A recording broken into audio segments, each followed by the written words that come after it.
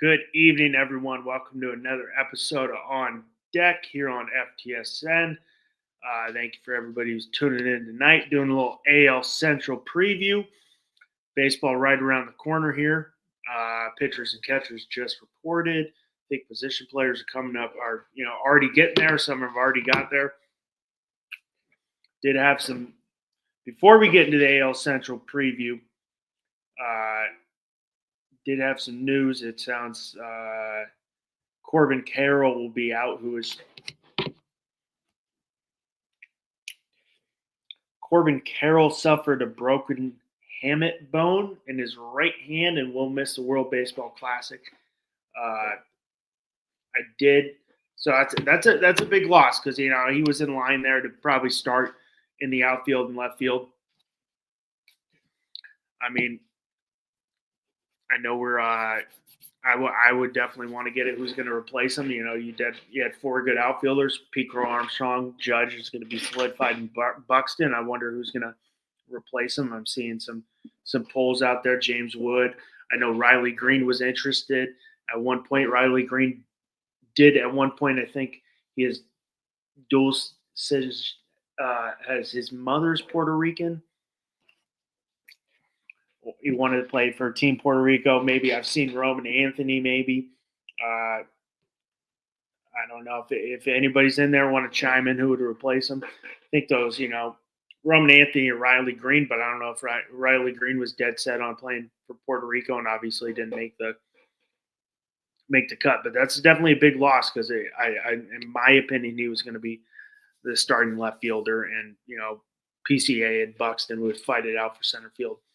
But before we get in, make sure March 3rd, 8:30 p.m. Eastern, 5:30 Pacific. I'm a Pacific guy. I know most everybody who's watching is probably on the East Coast time zone, maybe some Central here and there, but I grew up on the Pacific time zone, so I still say 5:30 Pacific.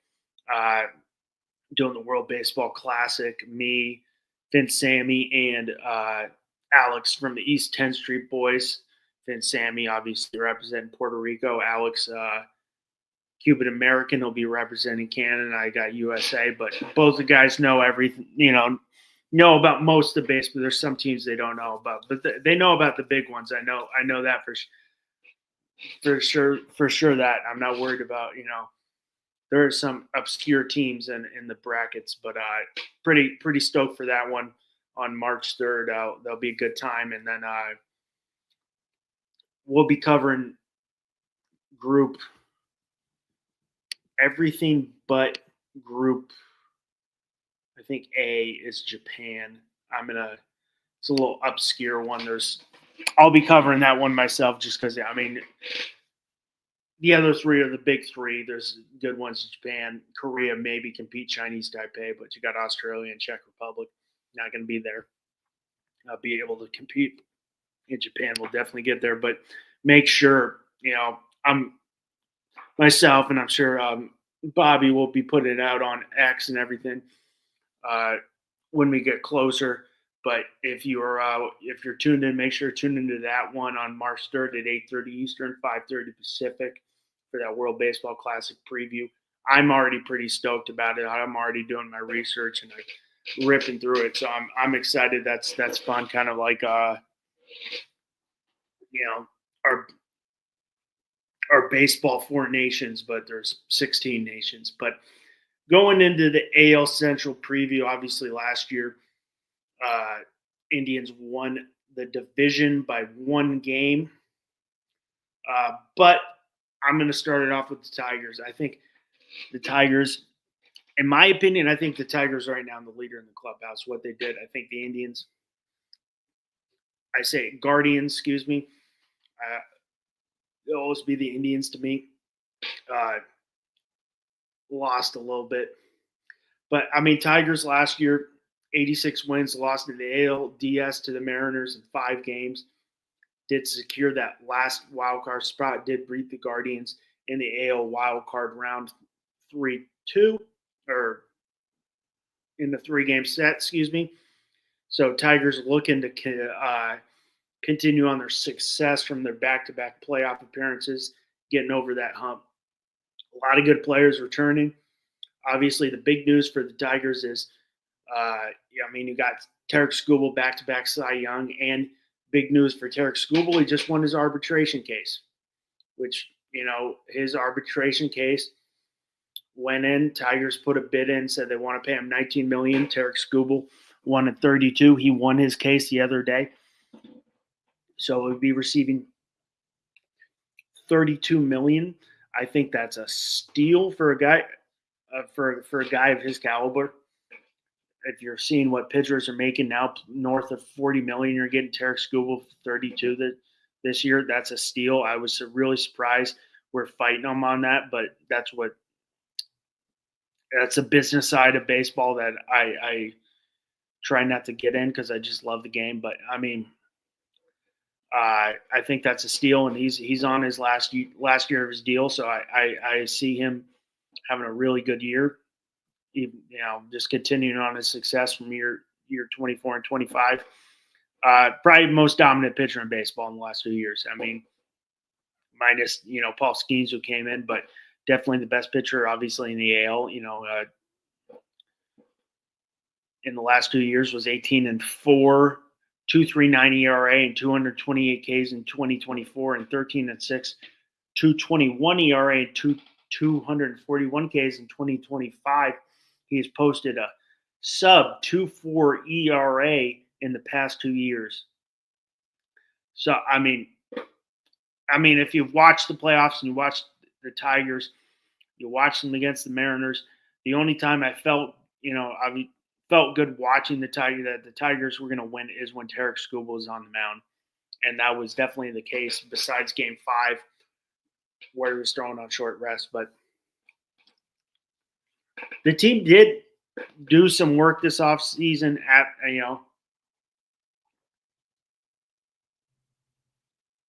they needed to do a little work. It was Scuba or nothing, like I just said.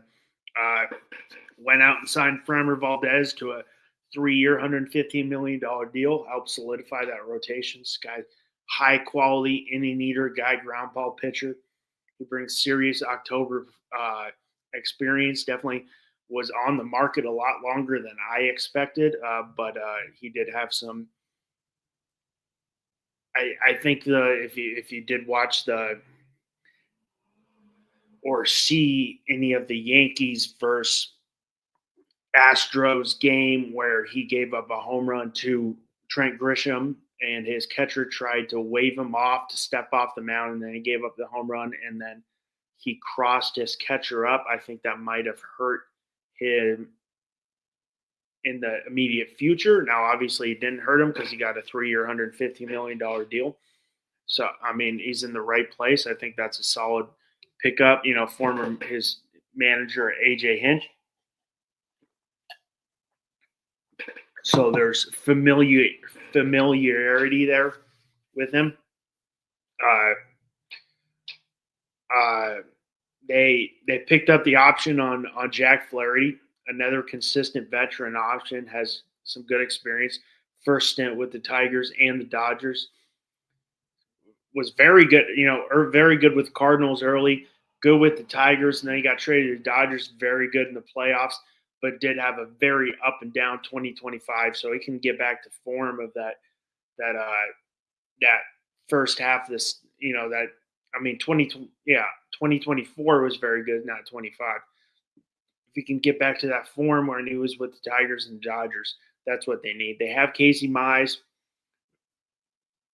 very good pitcher when healthy, but I mean, coming off, he's got some steady growth, still seeking a consistent breakout. That we've all been waiting for. This guy was number one pick, but he's definitely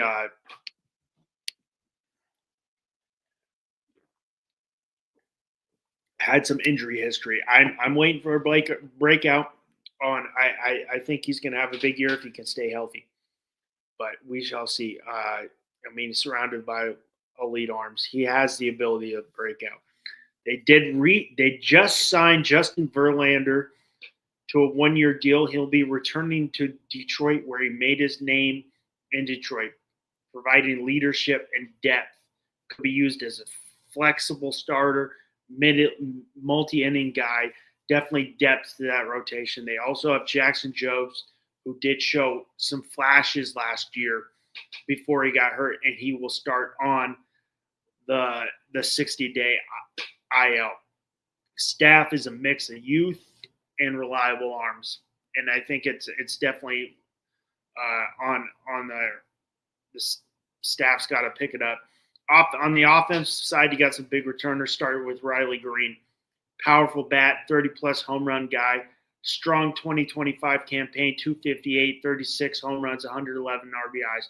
You got Spencer Torgelson at first base, expected to be that anchor, that middle of the lineup. Kerry Carpenter, middle order of the bat, good position, flexibility. He's got some pop. You got Matt Verlaine, McKinstry, offer good depth and balance. Still have Javi Baez in center field. Had a good, making that transition to center field. Had a pretty good 25. We'll see if he can go off of that. They have some good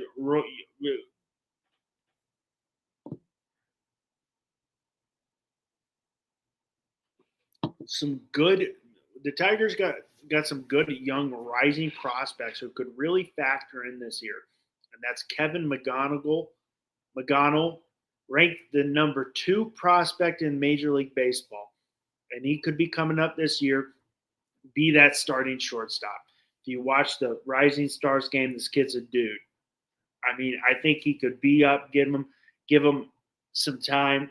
As we see, a lot of teams like to hold a guy like that down for 4 weeks to get that extra year. I think he could be that guy. Also, they have Max Clark, who is another top 10 overall prospect with the tools to help Detroit this year in the outfield.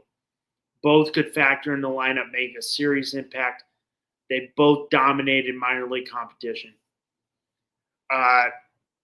Tigers are built to compete for the AL Central title and pushed into postseason, but I think how deep they go hinges on the health and their bullpen performance. I mean, and I forgot to mention you got Gleyber Torres, who had a very good year in Detroit last year, coming back from Detroit. So we'll be there. The team that won the division last year with 87 wins is the Cleveland Guardians, entering 2026 as the 25 AL Central champs. But they did lose to the Tigers in the AL wildcard round. Guardians pitching staff enters the year with one of the better pitching staffs. In my opinion, they're lesser known. They have a very solid pitching staff, but a lot of lesser known guys. You got Tanner Beebe, number 1 starter, frontline potential. You got Gavin Williams, top level arm. He's got frontline potential with a plus fastball and solid secondary pitch.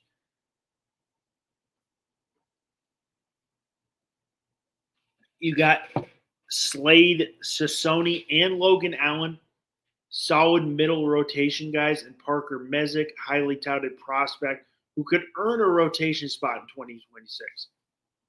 One thing on their rotation for the Guardians, they have the ability to use that 6-man rotation late in 25 and depth and flexibility. Managing innings and bullpen usage remains key for the full season. On the offensive side, we know who anchors this lineup. The offense has some talent, but some major holes with a blend of established stars and young players. Jose Ramirez, franchise cornerstone, still one of the better gloves at third base and bats in baseball. I mean, I think in today's day and age where you see players just jumping around from team to team, Jose Ramirez, in my opinion, is one of those old school guys. He's a Cleveland guy. He wants to stay in Cleveland. He just signed that deal to stay in Cleveland. Very loyal guy. And in a day and age, we don't see that as much. It's very rare to see that. I like that. The guy wants to – that's where he started, and he wants to bring a title to the city of Cleveland. Now, I think it's going to be really tough, but I respect it. You have Kyle Manzano, expected to have a breakout year, plus power and on base skills. You got CJ Koffis, key contributor in 25. For all you Miami people, should go down and watch University of Miami's going to have a really good team this year. They got some. He is a University of Miami baseball alum, so I mean, if you want to go see some college baseball, I will tell you, I'm a big college guy. If you didn't notice, if this is your first time tuning in, I love college baseball. If it's not, I'm sure you're aware that I'm a big college baseball supporter and I love the game. But if you are in the Miami area, University of Miami is going to have a good year after, making the super surprise and making the super regionals. You also have Stephen Kwan kind of anchoring that leadoff spot. You got depth behind this trio. They've faced no lack of right-handed bats and inconsistent offense. Some prospects we could see. You could see former number one overall pick Travis Bazana, Chase DeLauder. Definitely helped it. Was up with the team late. Big power and growth. Rotation is a strength. Definitely homegrown talent. Bullpen, a little uncertainty, and the offensive inconsistent. Needs to remain consistent, but that is a concern.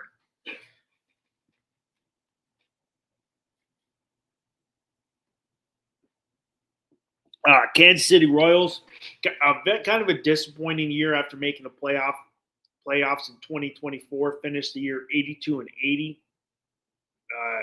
They kept majority of their core. The offense will be anchored and featured by Bobby Wood Jr., who's factors into the MVP conversation every year, best shortstop in baseball. He'll be starting Team USA shortstop for the World Baseball Classic. Then you got third baseman Mikhail Garcia, who saw a breakout 25 with an All-Star nod and a Gold Glove. Performance provides offensive value and elite defense. They also have this man. They got the wall behind the plate. They got Salvador Perez. This guy just stands the test of time. Lone remaining player from their World Series championship team. And, I mean, consistently provides power and leadership, set to continue to produce. Ultimate class act, ultimate professional. We shall see what he does. You could also see Carter Jensen, highly touted catching prospect. He could end up taking over that role. Salvador Perez is getting a little on the older side, especially for a catcher, so maybe he'll start moving into that DH role.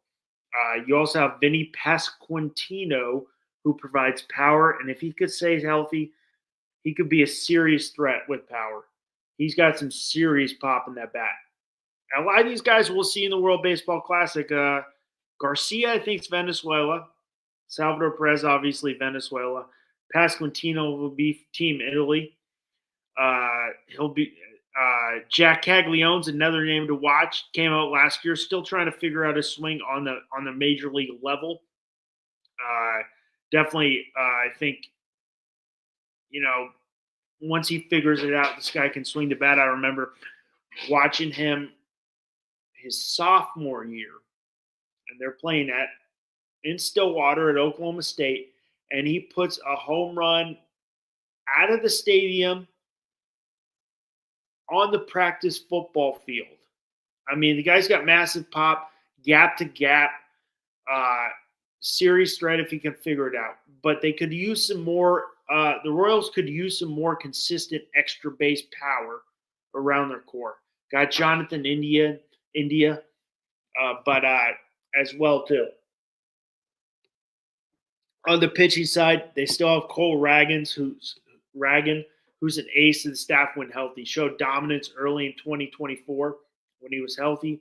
Chris Bubich, who looked like the ace this past year. You got Noah Cameron and Ryan Burgett. Could factor into the rotation. Young arms expected to contribute and grow with the rotation. They have depth in the bullpen, headlined by Carlos Estevez, reliable 8-inning presence.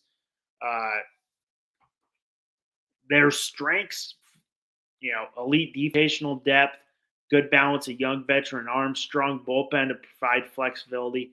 Outfield production definitely remains a little weakness. They need it's a work in progress. Not too much power and depth. If the staff stays healthy, I think they can be playoff contenders and push for that AL Central. Also, I'm not 100% sure, but I think they're bringing it at Kauffman Stadium. They're bringing in the fences a little bit, so that could help with that.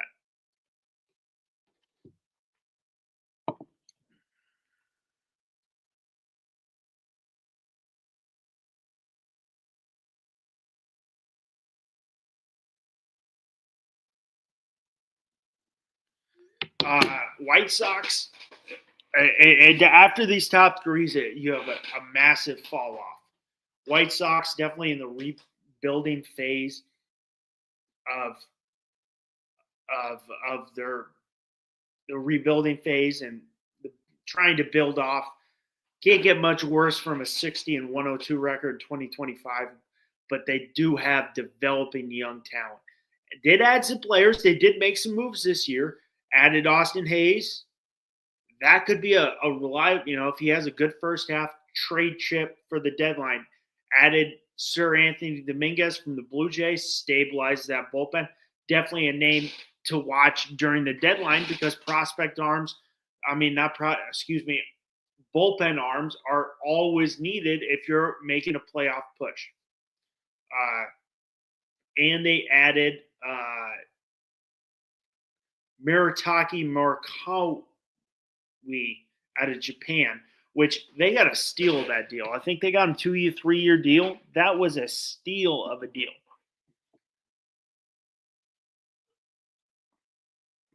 The rotation doesn't have much, but they did get they found a gem in the rough. They added Shane Smith from the Rule 5 draft last year, most likely the most experienced arm. We'll probably get that opening day nod. Other two guys I'm watching for the White Sox pitching wise would be lefties Noah Schultz and Hagen Smith. Could be fighting for innings this year. Hagen Smith's a guy from the University of Arkansas, was that ace of the staff. Definitely a guy fifth overall pick with the White Sox, a guy to watch. Schultz is a big, I think he's 6'9", 6'10" lefty. I think he got to AAA this year. I'm not zoned in on my White Sox AAA, but I think he got to AAA this year. Hagen Smith might be AA, so we could see both of them this year, especially if they're trying to trade off chips to add more prospects. Offensively, you're featured Kyle Teal, one of the team's best young and most exciting hitters, and he's definitely the cornerstone of that team. You got Colson Montgomery, showed power in 25, could be a middle of the order guy. You got Chase Mydroff, starting second baseman there, young hitter, good defense at second, upside, contact hitter. I know this guy, not personally, but I've scouted this guy because he went to Miracosta High School in Manhattan Beach, California, right around where I was scouting. Guy's a grinder because he's not the biggest. He's just a solid ball player. I think the name of the game, and you also got the one prospect I'm watching for the White Sox this year is Braden Montgomery, highly regarded prospect who could possibly have a chance to debut in 26, probably more 27, but he is a college guy. So if these college guys get pushed up a little quicker.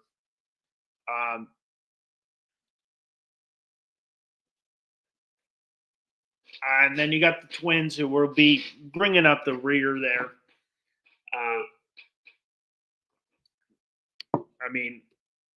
I got to do some research on the Twins because